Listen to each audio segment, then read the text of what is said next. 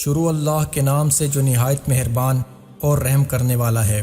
السلام علیکم ورحمۃ اللہ وبرکاتہ۔ یہی بات اللہ اپنے حبیب سے کہتا ہے، میرے نبی قم اللیل الا قلیلا نصفہ او انقص منہ قلیلا او زد علیہ ورتل القرآن ترتیلا انا سنلقی علیک قولا ثقیلا ان لک فی النہار سبحا طویلا۔ میرے محبوب، تیرا دن میں کام ہے بہت زیادہ، تو رات مجھے دیا کر، رات کو اٹھا کر تیری میری بات ہونا بھی ضروری ہے۔ دعوت میں اتنا نہ لگ کہ تیری میری بات ہی نہ ہو، تبلیغ میں اتنا نہ لگ کہ تیری میری بات ہی ختم ہو جائے، تو رات کا وقت مجھے دیا کر، اس میں تو اور میں آپس میں بات کریں گے۔ رات کی گفتگو ویسے بھی بہت پرسکون ماحول میں ہوتی ہے، اور کوئی اس وقت بلانے والا نہیں ہوتا اور کوئی اس وقت خلل ڈالنے والا نہیں ہوتا، تو رات کو میرے پاس آیا کر، مجھ سے بات کیا کر، اس لیے کہ دن میں تجھے لمبا تیرنا ہے۔ عجب بات ہے، یہ نہیں کہا دن میں تیرا کام بڑا ہے، تیری مشقت زیادہ ہے، تیری دعوت کی مشغولی زیادہ ہے، دن میں تجھے لمبا تیرنا ہے۔ دعوت کے کام کو، تبلیغ کے کام کو تیرنے سے تشبیہ دی، تیرنے سے۔ مکے میں تو پانی کا قطرہ نہیں، پانی کا قطرہ نہیں، زمزم کے سوا کوئی کنواں نہیں ہے، تو وہ کون سا پانی ہے جس میں اللہ کا نبی تیر رہا ہے؟ دعوت کی محنت کو اللہ نے تیرنے سے تشبیہ دے کر ایک خوبصورت مطلب ہماری طرف منتقل کیا ہے کہ چلنے والا اپنی مرضی سے چل بھی سکتا ہے، کھڑا بھی ہو سکتا ہے۔ گاڑی میں سفر کرنے والا مرضی سے گاڑی کو روک بھی سکتا ہے اور چلا بھی سکتا ہے، اور اس سے باہر نکل کے کھڑا بھی ہو سکتا ہے۔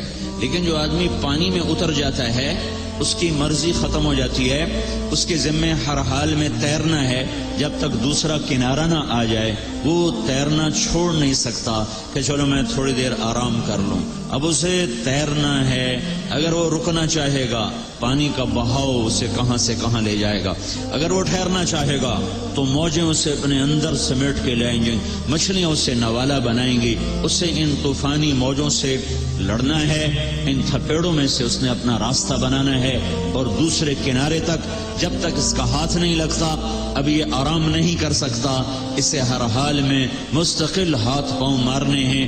ان لک فی النہار سبحا طویلا طویلا طویلا۔ میرے نبی، یہ نہیں جیسے ہم لوگ تقریر کی اور بیٹھ گئے، جمعے کے خطیب کی طرح تقریر کی اور بیٹھ گئے، مدرسے کے مدرس کی طرح سبق پڑھایا اور بیٹھ گئے، نہیں، یہ نہیں۔ فی النہار سبحا طویلا، تیرے لیے کوئی راحت نہیں ہے۔ جب یہ آیت آئی، یا ایھا المدثر قم فانذر وربک فکبر وثیابک فطہر والرجز فہجر ولا تمنن تستکثر ولربک فاصبر، تو اس پر اللہ کے نبی نے فرمایا، خدیجہ میرا بستر لپیٹ دے، میرے آرام کے دن ختم ہو گئے۔ ان لک فی النہار سبحا طویلا، میرے آرام کے دن ختم ہو گئے۔ دوسرا کنارہ کب تک؟ دوسرا کنارہ کب آئے گا؟ دوسرا کنارہ ہے کیا؟ وَاعْبُدْ رَبَّكَ حَتَّى يَأْتِيَكَ الْيَقِينُ، اس وقت تک تو لگا رہے جب تک موت کا پیغام تیرے پاس نہیں آ جاتا۔ تو اللہ نے اپنے نبی سے بھی فرمایا کہ دن تو دے دعوت اور پھر لوگوں کے پیچھے، اور رات کو پھر مجھ سے بات کر، کہ اللہ سے بات کیے بغیر یہ کام ہو نہیں سکتا، کہ دل تو خالص اللہ کے قبضے میں ہے، اسے کون پھیر سکتا ہے اللہ کے بغیر، اسے کون بدل سکتا ہے اللہ کے بغیر۔ نبیوں سے بڑھ کر کوئی دعوت نہیں دے سکتا، ان سے بڑھ کر کوئی ہمدرد خیر خواہ نہیں ہوتا، ان سے بڑھ کر کوئی اندر میں کڑن اور غم اور گھٹن لینے والا نہیں ہوتا، لیکن اس کے باوجود لوگ اکڑ گئے، نہیں ایمان لائے۔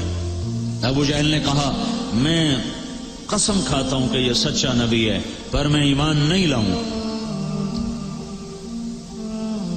محکم بن طفیل نے مسیلمہ کذاب سے کہا، یہ مسیلمہ کذاب کا سالار تھا، کہنے لگا مسیلمہ اللہ کی قسم تو جھوٹا ہے، لیکن ربیعہ کا جھوٹا مجھے مضر کے سچے سے زیادہ پیارا ہے۔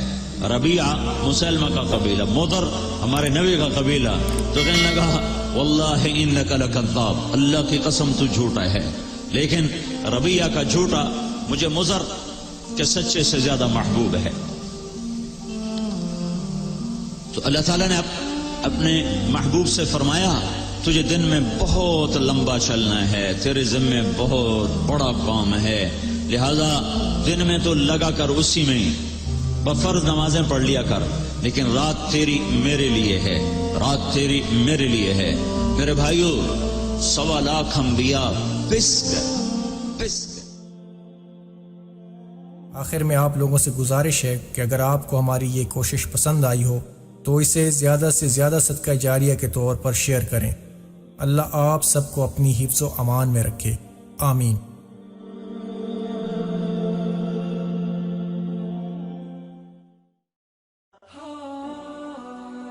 Thanks for watching. Please subscribe, like, share Mufti Sufyan.